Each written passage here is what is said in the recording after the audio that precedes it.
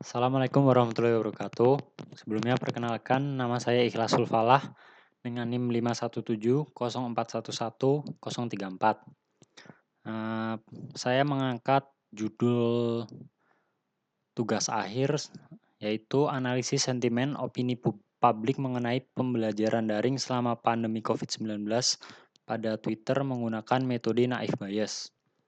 Nah, pada video kali ini saya akan menjelaskan mengenai konsep dasar dari algoritma naif bias itu sendiri dan cara penggunaannya pada topik tugas akhir saya, yaitu analisis sentimen.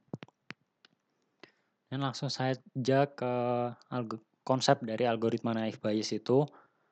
Pertama, algoritma naif bias merupakan sebuah metode klasifikasi menggunakan metode probabilitas dan statistik yang dikemukakan oleh ilmuwan Inggris Thomas Bayes.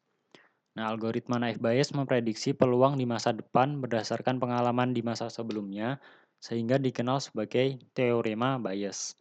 Nah, ciri utama dari naif bias classifier ini adalah asumsi yang sangat kuat atau kenapa disebut naif itu akan independensi dari masing-masing kondisi atau kejadian. Kemudian untuk keuntungan dari naif bias, keuntungannya yaitu penggunaan adalah bahwa metode ini hanya membutuhkan jumlah data pelatihan atau training data yang kecil untuk menentukan estimasi parameter yang diperlukan dalam proses pengklasifikasian. Karena yang diasumsikan sebagai variabel independen, maka hanya varians dari suatu variabel dalam sebuah kelas yang dibutuhkan untuk menentukan klasifikasi, bukan keseluruhan dari seluruh matriks covariance. Nah, kemudian untuk tahapan dari algoritma naif bias ini, yang pertama, menghitung jumlah kelas atau label, kemudian menghitung jumlah kasus per kelas, kemudian yang ketiga adalah kalikan semua variabel kelas, lalu yang terakhirnya adalah bandingkan hasil per kelas. Nah, berikut merupakan persamaan teorema bias. Jadi di sini ada 4 komponen penting. Yang pertama adalah PCX, yang kemudian ada PXC, lalu ada PC, kemudian ada PX. Nah, ini sering disebut juga dengan posterior probability. Kemudian untuk PXC ini biasa disebut dengan likelihood. Kemudian PC ini class prior probability. Kemudian yang tadi dikalikan, kemudian dibagi dengan predictor prior probability. Nah, berikut keterangan dari teorema tadi. X merupakan data dengan kelas yang belum diketahui. Kemudian C merupakan hipotesis data merupakan suatu kelas spesifik. Kemudian PCX probabilitas hipotesis berdasar kondisi atau yang tadi disebut posterior probability. Kemudian PC atau probabilitas hipotesis atau yang disebut dengan prior probability. Kemudian PXC atau probabilitas berdasarkan kondisi pada hipotesis. Ini yang terakhir ada PX, yaitu probabilitas dari C. Nah, teorema tadi dapat ditulis juga seperti ini. Jadi, posterior sama dengan prior dikali likelihood dibagi evidence. Nah, nilai dari posterior nantinya akan dibandingkan dengan nilai posterior kelas lainnya untuk menentukan ke kelas apa suatu sampel akan diklasifikasikan. Penjabaran lebih lanjut rumus bias tersebut dilakukan dengan menjabarkannya menggunakan aturan perkalian sebagai berikut. Nah, ini bisa jadi itu yang teorema tadi bisa dijabarkan jadi seperti ini. Nah, sebelumnya kan tadi di sini ada evidence. Nah, evidence ini bisa dihilangkan karena dia nilainya akan tetap untuk semuanya. Jadi posterior dikalikan, nanti kan akan dibandingkan, di sini jelaskan akan dibandingkan dengan nilai posterior kelas lainnya. Jadi untuk evidence itu bisa diabaikan karena nilainya akan sama, tetap sama. Nah, masalahnya di sini, ini hasil penjabarannya ini terlalu rumit. Nah, jadi menyebabkan banyak dan semakin kompleksnya faktor-faktor syarat yang mempengaruhi nilai probabilitas. Nah, hasilnya nanti bisa sulit dihitung dan dianalisa.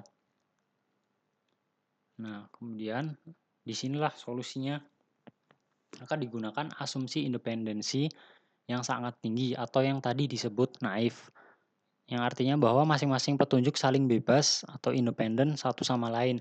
Dengan asumsi tersebut, maka teorema tadi bisa dijabarkan menjadi seperti berikut. PCX sama dengan PX1C dikali PX2C, kemudian dikalikan sampai PXN. Yang ini nanti seterusnya C, kemudian terakhir dikalikan dari PC. Nah, lalu untuk cara penggunaan if bias pada sentimen analisis. Untuk saat ini saya menjabarkannya menjadi 6 langkah. Yang pertama ada tentukan data latih dan data uji pada dataset. Kemudian yang kedua, ubah dataset ke bentuk tabel frekuensi. Yang ketiga, hitung nilai prior. Dan yang keempat, hitung nilai likelihood. Kemudian yang kelima, hitung posterior. Lalu yang keenam, tentukan kelas dari data. Nah, berikut saya membuat contoh untuk langkah nomor 1. Di sini ada 7 datasets.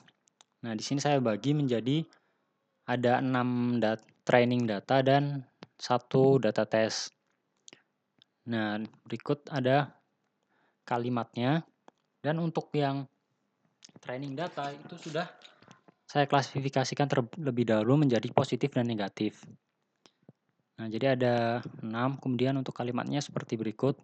Bantu belajar, positif, solusi bagus, positif, kemudian cukup efektif, positif, tidak efektif, negatif, boros kuota, negatif, kemudian sulit belajar, negatif. Nah, untuk data tes ini nanti yang akan kita hitung menggunakan algoritma naif Bayes berdasarkan hasil tes yang sudah ada dan terklasifikasi. Seperti tadi yang disebutkan naif Bayes kan menggunakan hasil yang lampau yang sudah diklasifikasi untuk mengklasifikasikan yang akan diklasifikasi sekarang ini. Di sini saya data tesnya yaitu solusi belajar mandiri. Nah, kemudian ke langkah kedua, ubah dataset ke bentuk tabel frekuensi. Nah, di sini saya setiap kata yang ada ini saya istilahnya saya klasifikasikan lagi di positif negatif. Jadi bantu tadi kan dia masuk ke positif. Jadi di situ positif 1, sedangkan di negatif 0 karena pada klasifikasi yang bersifat negatif itu tidak ada kata bantu. Kemudian belajar itu ada di kelas positif, di data 1 belajar, kemudian ada juga di kelas negatif, D6 sulit belajar. Jadi di sini saya tuliskan 1 untuk positif dan 1 untuk negatif. Nah, untuk seterusnya ini semuanya caranya sama seperti berikut. Kemudian untuk tahap ketiga, hitung nilai prior. Nah, caranya rumusnya seperti berikut. PC sama dengan NC per N itu, jadi nilai prior sama dengan jumlah kelas positif dibagi seluruh data. Tadi kan yang positif ada 3, yang negatif ada 3. Jadi nilai prior sama dengan nilai positif tadi ada 3, dibagi seluruh data ada 6 sama dengan 0,5. Kemudian untuk yang prior negatifnya ada 3 data negatif dan 6 data. Jadi hasilnya keduanya 0,5. Nah, setelah nilai prior didapat, maka langkah selanjutnya adalah menghitung nilai likelihood. Jadi rumusnya seperti ini. P WC sama dengan count W, C tambah 1 count C tambah vocabulary. Jadi di sini tuh ada plus 1 karena digunakan Laplace smoothing. Jadi biar nanti pas hasilnya tuh nggak ada probabilitas yang nilainya 0. Nah, ini artinya tuh count WC itu tuh jumlah dari kata yang ada di dalam kelas tertentu. dibagi jumlah kelas di dalam seluruh vocabulary ditambah vocabulary. Vocabulary itu ada tadi kata yang di tabel frekuensi. Nah, untuk di sini, nah jumlah vocabulary-nya di sini ada 1, 2, 3, 4, 5, 6, 7, 8, 9, 10. Ada 10.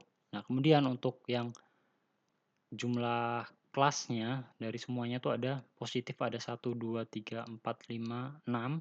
Kemudian untuk negatif ada 1, 2, 3, 4, 5, 6. Ada 6 juga. Nah, jadi di sini untuk yang pembaginya ada 6 tambah vocabulary-nya ada 10. Nah, langsung saja ke P probabilitas untuk solusi pada kelas positif. Itu ada jumlah kata solusi pada kelas positif tadi kan hanya ada 1. Ditambah 1 dibagi pembaginya tadi 6 plus 10. Hasilnya sama dengan 2/16 yang sama dengan 0,125. Dan berikutnya sama probabilitas belajar pada kelas positif. Belajar di sini bisa dilihat ada 2, 1 dan oh ya, maaf ada 1. Ya, jadi 1 tambah 1 dibagi 16. 0,125 sama. Kemudian untuk yang mandiri itu kan tadi dilihat di tabel frekuensi dia tidak ada. Maka 0 ditambah 1 dibagi kata yang positif ditambah semua vocabulary-nya. Mendingan 1/16 atau 0,0625. Nah, ini selesai kita menghitung yang positif. Nah, sekarang yang negatif. Solusi di kelas negatif tidak ada 0 tambah 1, 6. 0,0625. Kemudian untuk seterusnya caranya sama. Nah, didapatkan hasil seperti berikut.